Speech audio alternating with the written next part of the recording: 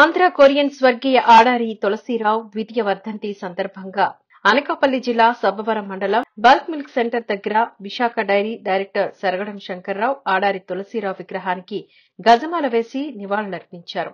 ఈ కార్యక్రమంలో unit manager Prabhakar Rao, senior supervisor Srinivasarao, Kamalakar రావు Naidu, unit పరిధిలో గల సూపర్వైజర్లు, సిబ్బంది, సబ్బవరం మండల పరిధిలో గల విశాఖ డైరీ పాల కేంద్రాల్లో సిబ్బంది మరియు అధ్యక్షులు నివాళులర్పించారు.